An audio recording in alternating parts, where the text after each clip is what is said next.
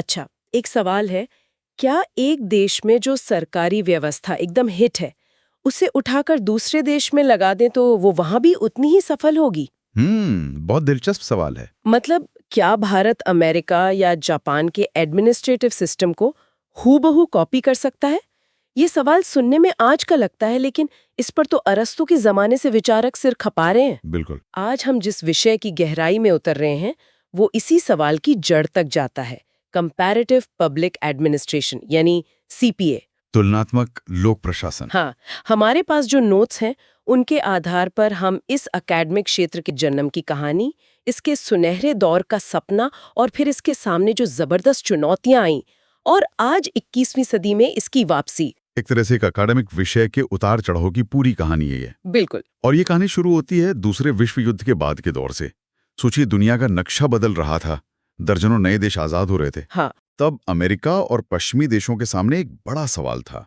इन नए देशों में एक स्थिर और कारगर प्रशासनिक ढांचा कैसे बनाया जाए। इसी जरूरत ने इस क्षेत्र को जन्म दिया। लेकिन इसके दिल में एक बुनियादी बहस थी। हाँ, कि क्या प्रशासन के सिद्धांत गणित के फॉर्मूले की तरह होते हैं जो हर जगह काम करें, या फिर वो हर समाज की अपनी संस्कृति और मिट्टी से जुड़े होते हैं। ठीक है, तो चलिए इस दिलचस्प कहानी की परतें खोलते हैं और सबसे पहले इसके इतिहास से ही शुरू करते हैं। ये एक विज्ञान बनाने का सपना आया कहाँ से? तो जैसा हमने कहा, तुलना करने का विचार तो बहुत पुराना है, लेकिन इसे एक अनुशासित विषय बनाने की असली कोशिश कब और कैसे हुई? नोट्स में समाजशास्त्री मैक्स वेबर का जिक्र सबसे पहले आता है। हाँ, मैक्स वेबर को आप इसका यूं कहिए वैचारिक पितामह कह सकते हैं। उन्होंने नौकरशाही यानी ब्यूरोक्रेसी का एक आदर्श मॉडल दिया। ओके। उन्होंने बताया कि एक असरदार ब्यूरोक्रेसी वो होती है जो नियमों पर चले, जहां भर्ती मेरिट के आधार पर हो और जहां वो व्यक्तिगत पसंद नापसंद की कोई जगह ना हो। एक आदर्श स्थिति। हाँ, उन्होंने सत्ता के 3 प्रकार भी बताया: पारंपरिक, करिश्माई और कानूनी तर्कसंगत। इस फ्रेमवर्क ने पहली बार अलग-अलग देशों की प्रशासनिक व्यवस्थाओं को एक ही पैमाने पर रखकर तुलना करने का एक ठोस आधार दिया। लेकिन ये सब सैद्धांतिक था। बिल्कुल। असली एक्शन दूसरे विश्व युद्ध के बाद शुरू हुआ। और यहीं पर वो बड़ी बहस शुरू हुई जिसका आपने जिक्र किया था। हम्म, नोट्स बताते हैं कि उस दौर में 2 खेमे बन गए थे। एक तरफ लियोनार्ड वाइट जैसे लोग थे जो मानते थे कि एडमिनिस्ट्रेशन तो एडमिनिस्ट्रेशन है, चाहे अमेरिका में हो या अंगोला में। हाँ। व्हाइट का मानना था कि प्रशासनिक सिद्धांत सार्वभौमिक होते हैं।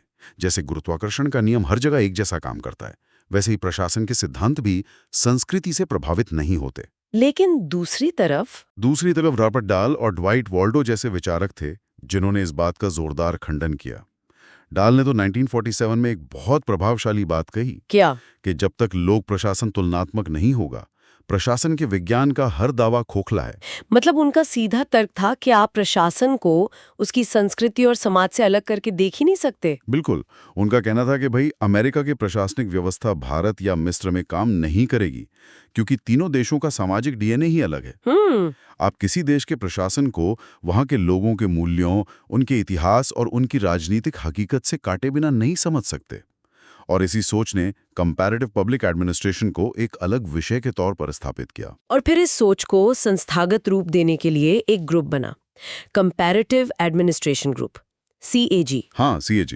और यहाँ एक बहुत दिलचस्प बात है, इसे कोल्ड वॉर के चरम पर फोर्ड फाउंडेशन से फंडिंग मिली। एक मिनट, ये तो बड़ा विरोधाभासी लगता है तो एक तरह से ये अकादमिक विषय निष्पक्ष तुलना करने का दावा कर रहा है, और दूसरी तरफ इसकी फंडिंग एक ऐसे फाउंडेशन से आ रही है जो कोल्ड वॉर के दौरान अमेरिकी प्रभाव को बढ़ाना चाहता था। आपने बिल्कुल सही नस पकड़ी है। तो क्या इसका मतलब ये है कि इसकी नींव ही पूर्वाग्रह से भरी हुई थी? देखिए, 1962 में CAG बना और फोर्ड फाउंडेशन ने इसे उस समय बहुत बड़ी वित्तीय सहायता दी। ऊपरी तौर पर मकसद था तीसरी दुनिया के देशों को समझने में मदद करना। लेकिन इसका एक छिपा हुआ एजेंडा भी था। इन देशों को पश्चिमी, खासकर अमेरिकी प्रशासनिक और लोकतांत्रिक मॉडल की तरफ लाना, ताकि वो सोवियत खेमे में ना चले जाएं। तो हाँ, निष्पक्षता के दावे के पीछे एक जियोपॉलिटिकल रणनीति काम कर रही थी। और फिर ये फंडिंग अचानक बंद भी हो गई, क्यों? 1971 में फंडिंग रोक दी गई। वजह ये बताई गई कि CAG का काम बहुत ज्यादा सैद्धांतिक और अकादमिक हो गया था, मतलब जमीन से कट गए थे। हाँ बिल्कुल, वो बड़े बड़े जटिल मॉडल बना रहे थे, लेकिन उन मॉडलों से किसी देश की वास्तविक समस्याओं जैसे गरीबी या भ्रष्टाचार को सुलझाने में कोई ठोस मदद नहीं मिल रही थी। वो सिद्धांतकार बन गए थे, समस्या का समाधान करने वाले नहीं। तो ये पारंपरिक लोक प्रशासन से अलग कैसे था जो पहले से मौजूद था? नोट्स कहते हैं कि पारंपरिक लोक प्रशासन संस्कृतिबद्ध था। इसका क्या मतलब है? इसका मतलब है कि वो सिर्फ अपने देश के चश्मे से दुनिया को देखता था। अच्छा। अमेरिकी लोक प्रशासन के विद्वान सिर्फ अमेरिका की समस्याओं और व्यवस्थाओं पर ध्यान देते थे, लेकिन सीपीए का दावा था कि वो क्रॉस कल्चरल हैं। वो दुनिया भर की व्यवस्थाओं को देखेगा और फिर एक सामान्य सिद्धांत बनाएगा। इसका मकसद किसी एक देश के प्रशासकों की मदद करना नहीं था? नहीं, मकसद था ज्ञान के लिए ज्ञान अर्जित करना। और इस दौर में इसका सबसे बड़ा चेहरा थे फ्रेड रिग्स, जो सीएजी के अध्यक्ष भी थे और जिन्होंने डेवलपमेंट एडमिनिस्ट्रेशन यानी विकास प्रशासन की नींव रखी। सीपीए के लिए क्या दिशा तय की? रिग्स ने कहा कि सीपीए को 3 उसूलों पर चलना चाहिए। पहला, यह सिर्फ हवाई बातों पर नहीं बल्कि असली डेटा और सबूतों पर टिका हो, जिसे अनुभवजन्य कहा जाता है। एम्पिरिकल। हाँ। दूसरा, ये ऐसे सामान्य नियम बनाने की कोशिश करे जो कई देशों में देखे जा सके, जिसे नोमोथेटिक कहा गया।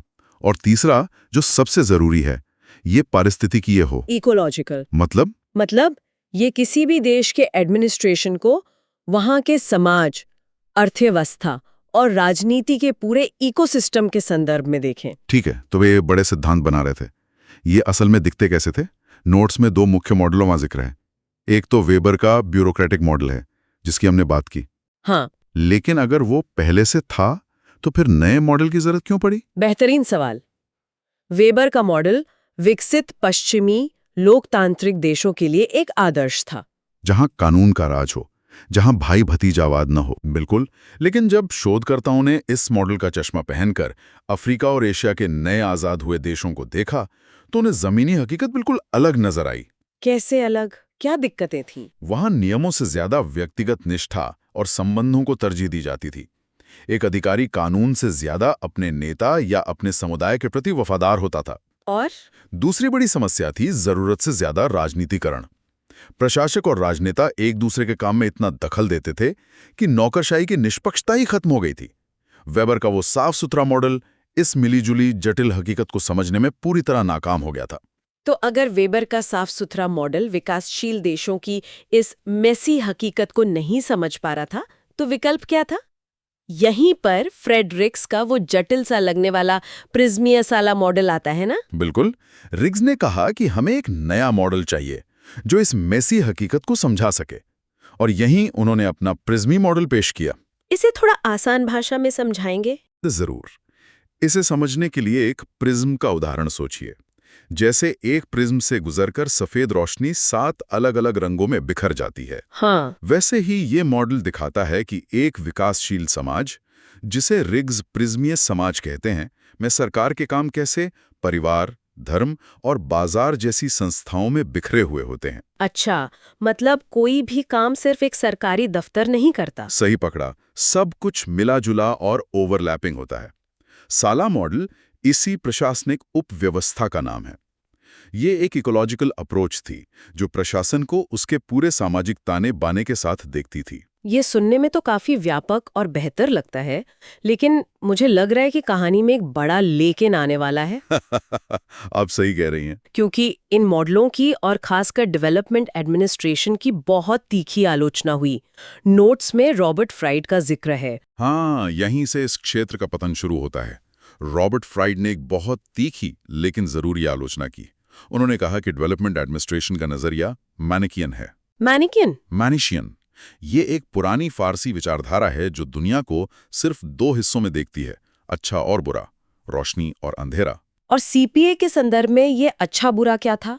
अच्छा था पश्चिमी आधुनिक औद्योगिक समाज, और बुरा था गैर पश्चिमी पारंपरिक कृषि प्रधान समाज। ओहो! इस नजरिए ने खतरनाक सोच को जन्म दिया।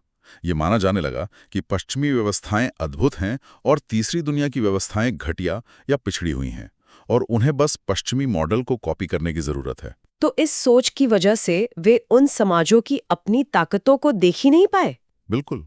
इस पश्चिमी पूर्वाग्रह के कारण शोधकर्ता तीसरी दुनिया की संस्कृतियों में मौजूद प्रभावशीलता, मानवीय गरिमा और उनकी अपनी छिपी हुई तर्कसंगतता को पूरी तरह नजरअंदाज कर देते थे। हिडन रैशनैलिटीज। हाँ, वे ये मानकर चलते थे कि विकासशील देशों में जो भी पारंपरिक तरीके हैं वे सब पिछलेपन की निशानी है। इसका कोई ठोस उदाहरण दे सकते हैं कि कैसे इस पूर्वाग्रह ने उन्हें स्थानीय ताकतों के प्रति अंधा बना दिया? जरूर। नोट्स में जापान का बेहतरीन उदाहरण है। जापान में अपराध नियंत्रण सिर्फ पुलिस का काम नहीं है, वहां अनौपचारिक सामाजिक नियंत्रण बहुत मजबूत है। जैसे परिवार, पड़ोस और समुदाय मिलकर एक ऐसा माहौल बनाते हैं जहां अपराध कम होते हैं। सीपीए के पश्चिमी मॉडल, जो सिर्फ पुलिस स्टेशन और अदालतों जैसे औपचारिक ढांचों पर ध्यान देते थे, इस सामाजिक ताकत के महत्व को कभी समझ ही नहीं पाए। अच्छा। इसी तरह भारत जैसे देशों में जैव विविधता के सामुदायिक प्रबंधन की सदियों पुरानी प्रणालियां थी, जहां गांव मिलकर अपने जंगल और जल संसाधनों का प्रबंधन करते थे। इन मॉड्यूल्स ने इन टिकाऊ और असरदार व्यवस्थाओं को पिछड़ा मानकर अनदेखा कर दिया। ये भारत वाला उदाहरण बहुत दिलचस्प है। तो क्या इसका मतलब ये है कि जब हमारे संविधान निर्माता संघवाद यानी फेडरलिज्म को अपना रहे थे, तो वे सीपीए के इन पश्चिमी मॉडलों को देख रहे थे और जानबूझकर उनसे अलग एक रास्ता चुन रहे थे? हाँ, आप इसे ऐसे देख सकती हैं, जो भारत की अनेकता में एकता वाली हकीकत के ज्यादा करीब हो। बिल्कुल। भारत के संस्थापकों ने किसी बने बनाए मॉडल को कॉपी नहीं किया। उन्होंने अपनी जरूरतों और ऐतिहासिक अनुभवों के आधार पर संघवाद का एक अनूठा मॉडल बनाया, जिसे अर्धसंघीय या क्वाजी फेडरल कहते हैं। सही कहा, जहां केंद्र राज्यों से ज्यादा शक्तिशाली है। यह पारंपरिक अमेरिकी या कनाडाई मॉडल से बहुत अलग है। सीपीए के बने बनाए मॉडल भारत की इस अनूठी व्यवस्था को समझने और उसकी सराहना करने में पूरी तरह नाकाम रहते थे। वो इसे एक कमी की तरह देखते होंगे। हाँ, वे इसे हमेशा एक अपूर्ण या दोषपूर्ण मॉडल के रूप में देखते थे, बजाय इसके कि वे इसे भारत के अपने संदर्भ में एक तर्कसंगत विकल्प के रूप में देखें। तो एक तरफ फंडिंग बंद हो गई, दूसरी तरफ इस पर पश्चिमी सोच थोपने के गंभीर आरोप लग रहे थे। ऐसे में तो इसका भविष्य अंधकार में ही लगता है। क्या ये इस अकादमिक विषय का अंत था? काफी हद तक, हाँ। 1973 में सीएजी को भंग कर दिया गया। ये एक तरह से इस क्षेत्र की औपचारिक मृत्यु की घोषणा थी। एक विचारक गोलेम्बियस्की ने इसका विश्लेषण करते हुए कहा कि ये विफलता स्व लगाई थी। सेल्फ इम्पोज्ड, मतलब उन्होंने खुद ही अपने पैर पे कुल्हाड़ी मारी थी। ऐसा क्यों? उन्होंने एक असंभव लक्ष्य निर्धारित कर लिया था। क्या? प्रशासन की एक अकेली व्यापक ग्रैंड थ्योरी बनाने का, जो दुनिया के हर देश, हर संस्कृति और हर समय पर लागू हो सके। अरे, ये तो असंभव है। बिल्कुल। ये मानव समाज को भौतिकी के नियमों में बांधने जैसा था, जो कभी संभव ही नहीं था। इस महासिद्धांत की खोज में वे जमीनी हकीकत से इतने दूर हो गए कि वे अप्रासंगिक हो गए। लेकिन जैसा कि फिल्मों में होता है, कहानी यहाँ खत्म नहीं होती। नहीं होती। नोट्स इशारा करते हैं कि वैश्वीकरण के दौर में इसका पुनर्जन्म हुआ है। एक ऐसे विषय के लिए जो लगभग मर चुका था, ये वापसी कैसे हुई? ये वापसी ग्लोबलाइजेशन और लिबरलाइजेशन की देन है। 1990 के बाद की दुनिया में देशों के बीच की दीवारें गिरने लगीं। हाँ। आर्थिक, सामाजिक और राजनीतिक संपर्क इतने बढ़ गए कि प्रशासनिक प्रणालियों की तुलना करना फैशन नहीं बल्कि जरूरत बन गया। आज दुनिया इतनी जुड़ी हुई है कि एक देश की प्रशासनिक विफलता, जैसे किसी महामारी को संभालने में नाकामी या एक आर्थिक संकट, उसका असर पूरी दुनिया पर पड़ता है। इसलिए एक दूसरे से सीखना और समझना पहले से कहीं ज्यादा जरूरी हो गया है। और अब शायद तुलना करने के लिए विषय भी बदल गए होंगे। अब वो सिर्फ विकास पर ध्यान नहीं दे रहे होंगे। बिल्कुल। अब अध्ययन के लिए नए और ज्यादा दिलचस्प विषय हैं, जैसे अलग अलग देश मानवाधिकारों को लागू करने के लिए कैसे संस्थान बनाते हैं, इसकी तुलना, या पर्यावरण संरक्षण के लिए कौन से देशों के मॉडल ज्यादा कारगर हैं। एक और बहुत दिलचस्प क्षेत्र है सह-उत्पादन का। को प्रोडक्शन, ये सह उत्पादन वाली बात तो आज भारत में बहुत देखने को मिलती है। जैसे दिल्ली में मोहल्ला क्लिनिक को देखें, या कई शहरों में कचरा प्रबंधन के प्रोजेक्ट्स, जहां सरकार, निजी कंपनियां और स्थानीय समुदाय मिलकर स्वास्थ्य या साफ सफाई जैसी सार्वजनिक सेवाएं दे रहे हैं। आपने एकदम सही उदाहरण दिया। यही सह उत्पादन है। तो क्या ये उसी नए दौर के सीपीए का एक जीवंत उदाहरण है? हाँ, और ये तुलना के लिए एक बहुत बड़ा क्षेत्र खोलता है। कैसे अलग अलग देशों में सरकारी नौकरशाही, निजी कंपनियां और एनजीओज मिलकर काम कर रहे हैं। कहाँ ये मॉडल सफल है, कहाँ विफल। और गवर्नेंस नेटवर्क्स का भी जिक्र है। जी, गवर्नेंस नेटवर्क्स का उदय भी एक नया क्षेत्र है, जहां सरकारें अकेले फैसले नहीं लेती, बल्कि कई राष्ट्रीय और अंतर्राष्ट्रीय भागीदारों के नेटवर्क के साथ मिलकर काम करती हैं। नोट्स रॉबर्ट फ्राइड के एक उद्धरण के साथ समाप्त होते हैं, वही फ्राइड जिन्होंने इसकी कड़ी आलोचना की थी। हाँ, ये विडंबना देखिए। वे कहते हैं कि आज की दुनिया में तुलनात्मक अध्ययन के लिए अप्रत्याशित उत्साह और अवसर हैं। ये एक तरह से कहानी का पूरा घूमकर वापस आना है। सही बात है, क्योंकि आज दुनिया की समस्याएं, चाहे वो जलवायु परिवर्तन हो, साइबर सुरक्षा हो या आर्थिक संकट, वो किसी एक देश की सीमा में बंधी नहीं है।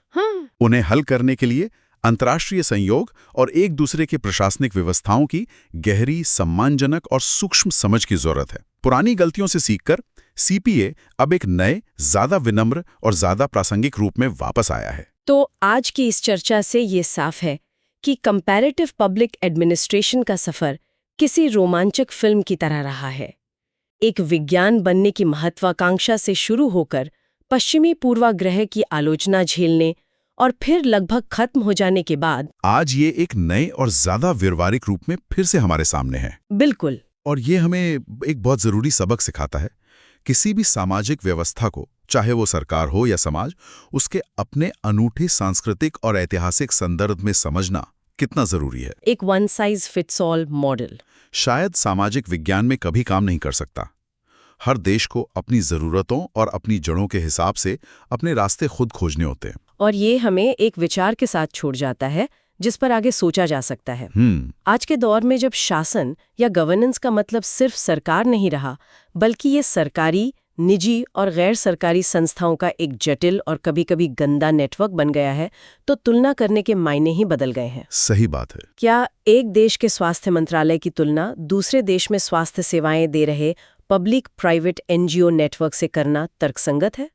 और अगर हाँ, तो इस तुलना के पैमाने क्या होने चाहिए? सफलता को कैसे मापेंगे? बजट से या लोगों की संतुष्टि से? ये नए दौर के सीपीए के सामने सबसे बड़े सवालों में से एक है।